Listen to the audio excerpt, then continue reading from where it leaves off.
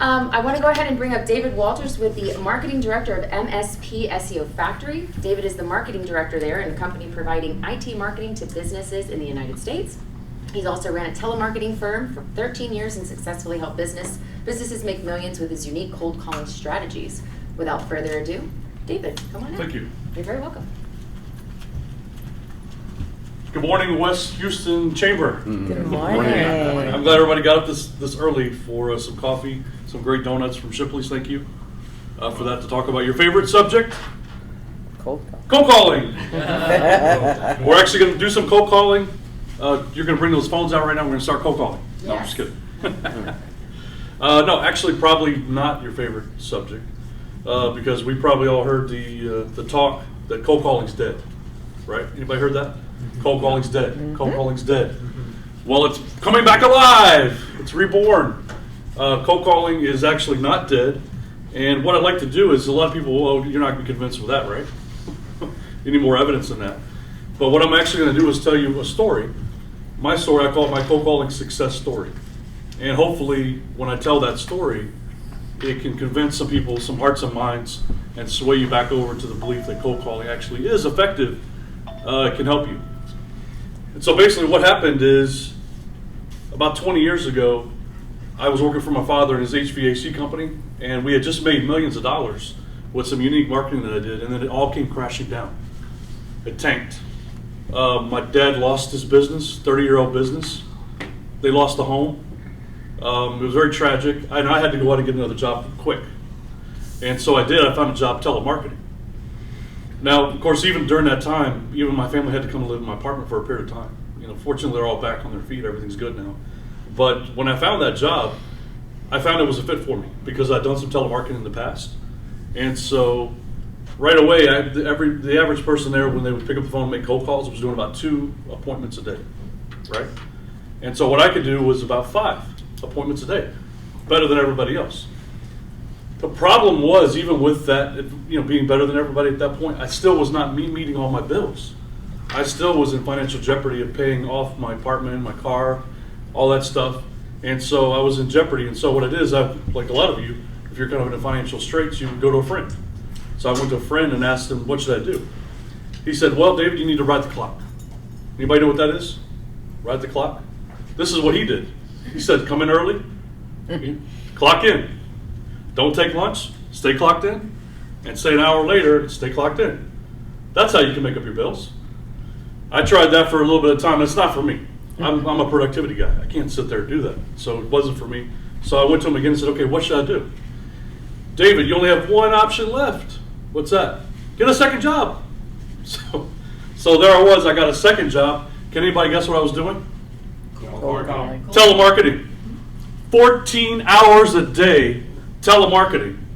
I would literally be falling asleep on the job. I mean, these calls would be coming at me, and my head would fall down on the screen, and the next call would wake me up. And I have to say that has got to be one of Dante's rings of hell. I wish that on my worst enemy, 14 hours of cold calling. So anyway, that wasn't working, so I decided, you know what? I'm going to stop talking to my friends. They're not giving me good advice. Right? So when I realized I had to take assessment, what do I have? Had a good job with a salary. I was getting commission for every appointment that I made. So I didn't want to work more hours. I wanted to work less hours and make more money. Anybody else want to do that? Okay. So that's what I had to do. So what was my only option was to set more appointments, right? That's all I had to do, set more. And then my bank account would just go high. So at the time, I'd been reading books from Think and Grow Rich, Anthony Robbins, a lot of motivational books. And I had read them in the past. And in my book, I talk about how it's not about reading it once. Sometimes you got to read it over and over again before you take action. So I was at the point where I decided to take action. And I implemented some of the things in the book. One of them was setting a goal to set 15 appointments a day. That was my objective. I didn't know how to do it. So I looked in the mirror every morning and said, gosh darn it, people like me. No. I'm going to set 15 appointments today. And I left and went to work with the absolute expectation of setting 15 appointments that day, but I didn't. I didn't do it. day in, day out for 6 months. 6 months later, I went to work and I set 15 appointments. The next day I set 15 appointments. The next day I set 15 appointments. Every day, like I told some people here early, every day for 6 months, I set 15 appointments. Just to put that in perspective, the national average for telemarketing is about 3 appointments every 2 days. The average IT company sees about 30 appointments a year. Think about that. 15 appointments would have booked up half of an IT company for the entire year, right? This is massive productivity. I was in a room with about 20 telemarketers, and I was doing about 70% of the productivity of the entire room. Okay? So what happened? I transformed my financial situation. I was able to buy land in the country in East Texas. I built a house for cash. I paid off my car, and suddenly didn't have any of the worries that I had before. Then I started a telemarketing company for 13 years. And as they mentioned, I helped some companies make millions of dollars. One of them is a company called Sata Systems in California that I helped him make his first $1 million in recurring revenue, which means it's actually millions of dollars. And now he's a direct Google partner. He's a partner with Google and Facebook, a direct partner with them. So here's the question. How did I do that? Right? How did I set all those appointments? How can you do it? Well, what I had at the time was a powerful belief that anything is possible, right? Didn't we all hear that as children? You know, your parents told you can be anything you want to. You can grow up to be president someday. You just have to believe in yourself, and I believe in you. You can do it. But there's a problem. When it comes to appointment setting, on one hand, if you really, really, truly believe that anything is possible, why don't we see people just sitting on the phone and setting thousands of appointments, making thousands of sales, right? And then people are saying it's cold calling's dead. What's the limiting factor? What I found is that most salespeople believe that a good prospect has to have, anybody? A need.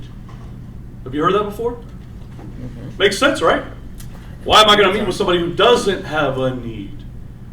Right. The only problem is that I call that need, it's like a deer in the woods, and there's 100 hunters looking for that one deer. Right? When you call, if I called in Houston for any service and called around and called everybody's going to say, I'm happy with what I have.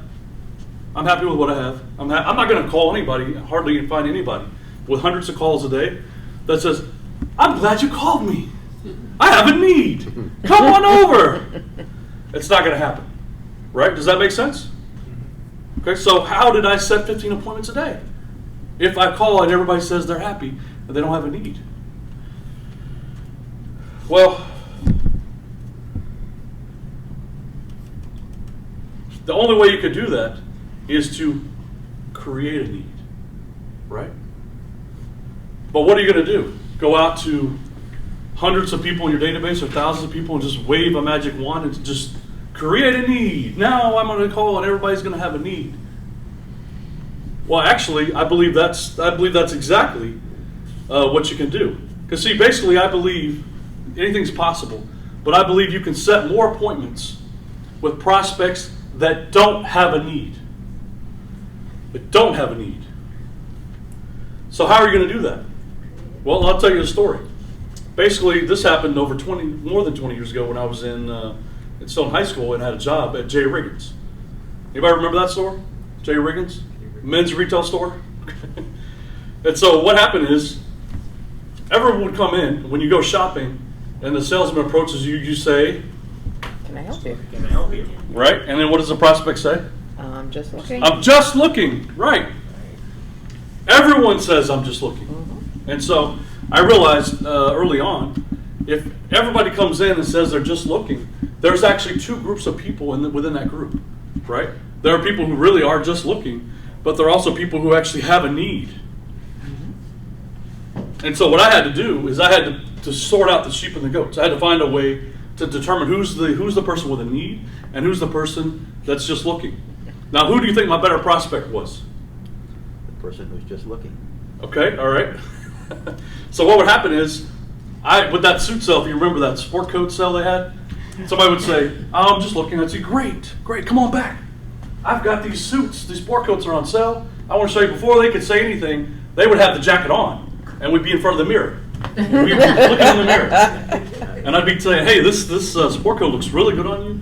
Imagine that promotion you're going to get. Imagine all those things are going to change for you when you look good. And what would happen is something very interesting.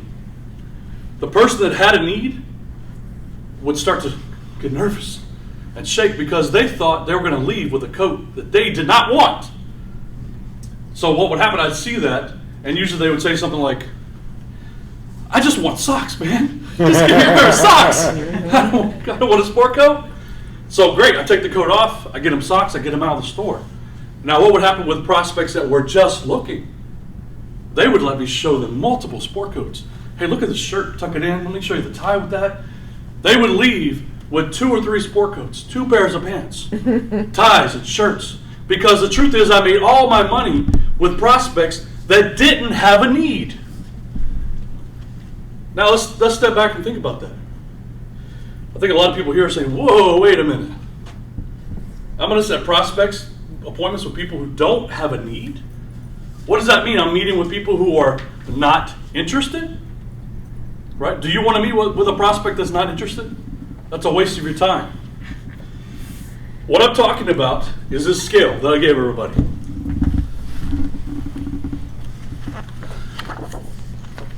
What I found is that this breaks down most prospects.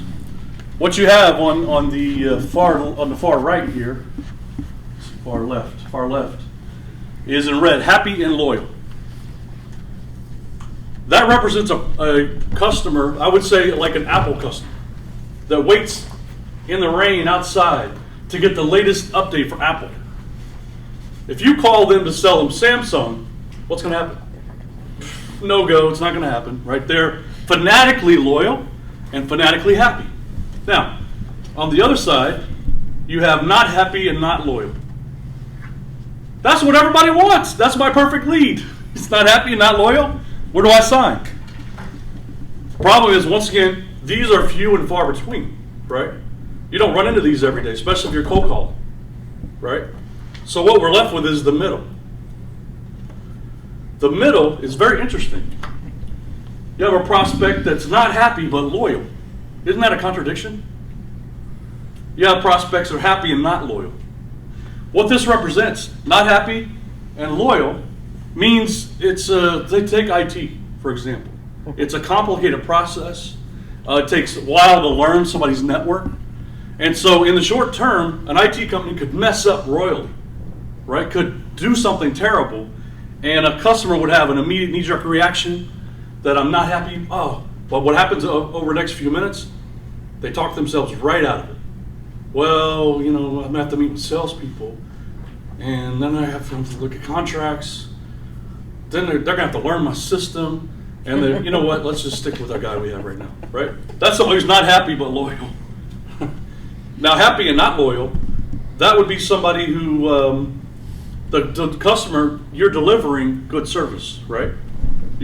On time, on budget, everything, but you're not building a relationship, right? No gift basket at the end of the year. No quarterly meeting. No visit, call, hey, how are you doing? Nothing, right? So while you're delivering the service, these people have no loyalty. This right here represents 20 to 30% of the market. People who would say, if you called them, that they're not happy. But in reality, you could pick them off. You can pick them off. So this is the market for prospects that are not happy. So they're not happy on the surface. Underneath, there's issues you can get in there, right?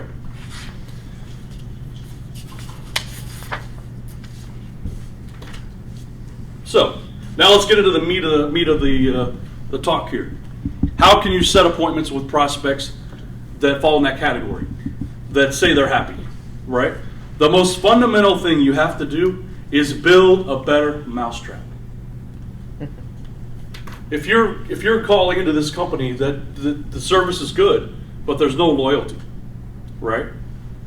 You can get through the gatekeeper, you get a conversation with that person, and take any business. Take a legal business. You could take an insurance company.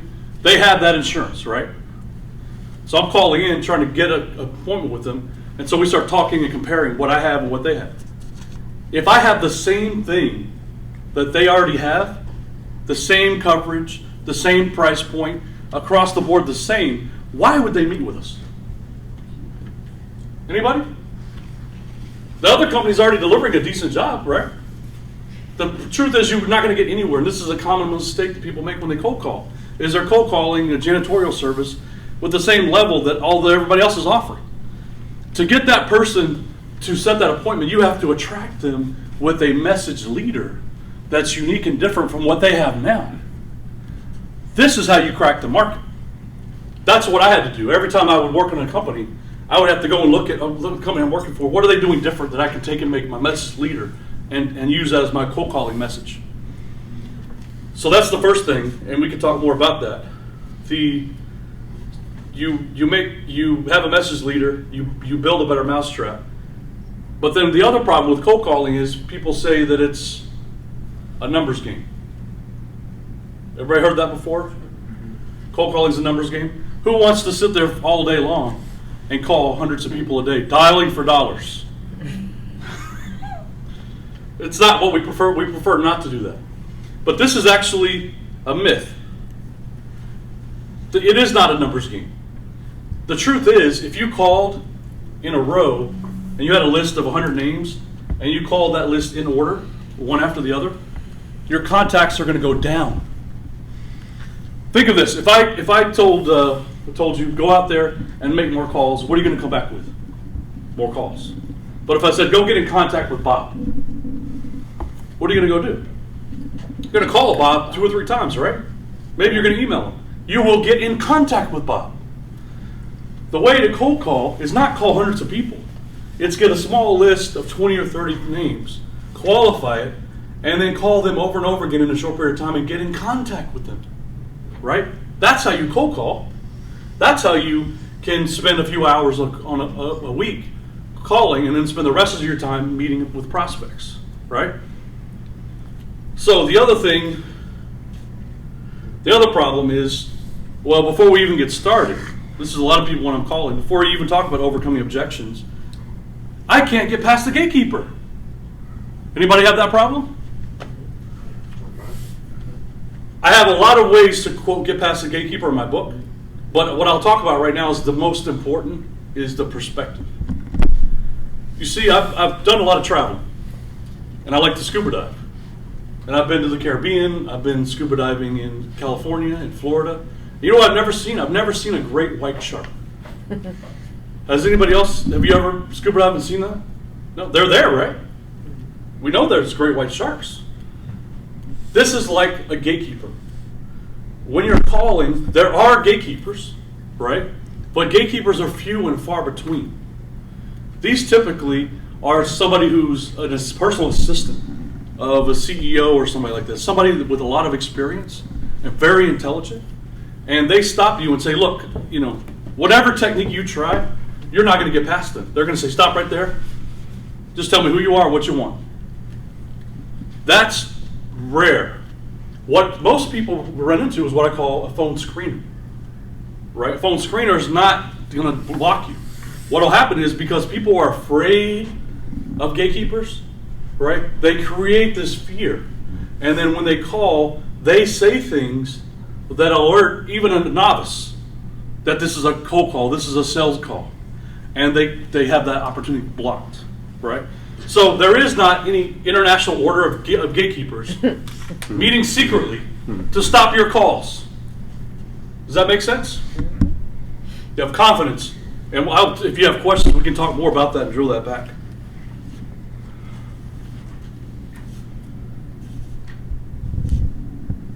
So the other thing is cold calling does take a lot of your skills, right? To bring to bear, to do something amazing like setting 15 appointments a day. Or if you just want to do 10 a week, whatever that is, you can't sit there casually and just do it.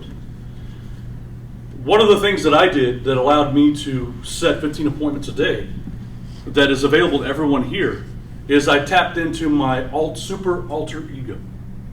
Anybody know what I'm talking about? My subconscious mind. I alluded to it in the beginning, right? I read How to Get Rich with Anthony Robbins books. I read See You at the Top. A lot of these deal with the subconscious mind, right? So what I did is I tapped into my subconscious mind by visualizing, by having a mantra, by doing all these things. And when you do that, you can unleash superpowers. And that's what I did. That's why I'm the cold calling superhero. Right?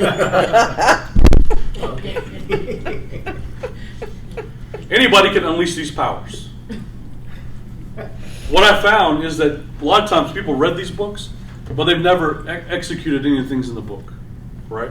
They've never actually looked in the mirror and claimed their quality, their goals. They've never written down, like Jim Carrey famously wrote down $30 million and then achieved that goal and went later and cashed it, right? This stuff works. The Secret, read that, it works. And this is what you need to accomplish that goal. Whatever you set, you got to get motivated to set that goal. You're going to implement that with your subconscious mind. Because I can tell you, I have ADD, right? When I was calling, I had perfect focus. My hearing was perfect. I could hear what they were saying and actually listen and apply the right rebuttal, right? All that because I was infused with adrenaline. That's what my subconscious mind did. So, we talked about a few of these things. What about the $1 million rebuttal? Anybody curious about what is the $1 million rebuttal? The $1 million rebuttal essentially is something I discovered by talking to somebody and offering something, a better mousetrap, right? That actually creates curiosity. That curiosity goes the entire call until you get to the end. And what it does, it creates a need in the person. They are going to ask you for information. They will, and it not necessarily will be to get you off the phone. It'll be because they want more information. Because you're talking about something new. A 2.0 model they haven't heard of before. At one point, and I talk about this in the book, when I was implementing all these things before I actually got 15 appointments a day, I reached a point where for 2 weeks in a row, every prospect I got on the call with all asked me for information. Over and over again. I didn't set any appointments for 2 weeks. I threw my headset against the wall, went outside, and I was frustrated, and then I realized I had hit on a secret. Imagine if you could play chess and know exactly how your opponent is going to open or close every time. This is what the $1 million rebuttal is, the ultimate sin information rebuttal. The book is a system to drive people to ask you to send information. Because normally, we don't, as salespeople, we don't want them to ask that, right? That's going the wrong way. I want to come out and meet with you and sell you, not send you information. Because what? They're not going to read it, right? It's a waste of time. But what this does, the $1 million rebuttal is almost like the Jedi mind trick. Once they get to that point, I use, in the book, it's strategies like leading the witness, planting ideas in their mind they think they are their own. Reverse psychology. All of that is tied up in the $1 million rebuttal, and it comes from How to Win Friends and Influence People. From all these books, I put it all in that rebuttal. Once I perfected that rebuttal and kept my system going with a unique system that created curiosity, went through the whole thing and they asked me for information, boom, I applied that $1 million rebuttal, and that's the very day that I set 15 appointments. That's why I call it the $1 million rebuttal, and that's the rebuttal I use to help these companies make millions of dollars. It doesn't work all by itself, though, right? You can't simply use that rebuttal. You have to lay the groundwork. You have to come up with a more innovative system and go through the whole process, and then you can use that rebuttal. That's basically what I want to talk to you guys about this morning.